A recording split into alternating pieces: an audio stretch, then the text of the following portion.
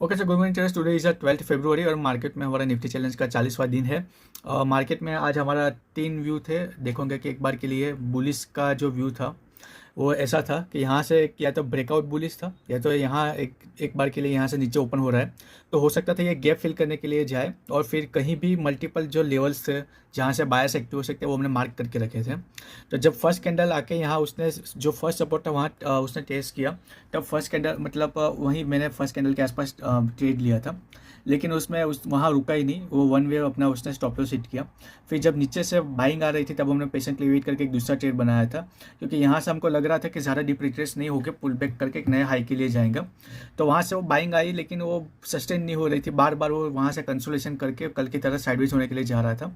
इसलिए फिर उसमें मैंने ब्रेक इवन पे एग्जिट कर दिया, क्योंकि कल भी अपने 2 बार ट्रेड लिया था लेकिन उसमें 2 आवर का लॉस हुआ था। अभी आज हम वापस से 2 आवर का लॉस नहीं ले सकते थे। इसलिए आप देखोगे कि प्रीमियम जो फर्स्ट ट्रेड बनाया था वो अपने फेवर में गया ही नहीं, उसमें बाउंस आया ही नहीं और वो तुरंत ही उसने स्टॉप लॉस हिट किया।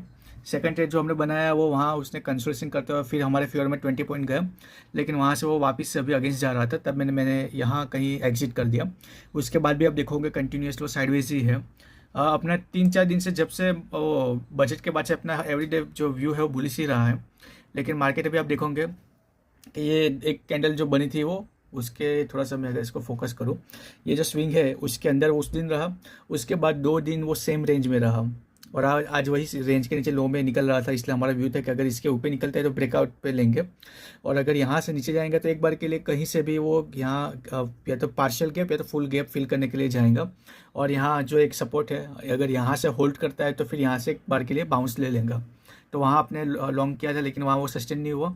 और उसके बाद दूसरा आप देखोगे कि वहाँ मूविंग एवरेज के ऊपर निकला, प्रीमियम में भी स्पाइक आ रहे थे लेकिन फिर वो बार बार वहाँ से ड्रॉप हो रहा था, इसलिए फिर अपने वहाँ रिस्क नहीं लिया। आज वापस से 1 आवर का अपने प्रॉफिट लॉस बुक कर दिया। और अगर मैं यहाँ अपना ऑर्डर बुक आपको दिखा दूँ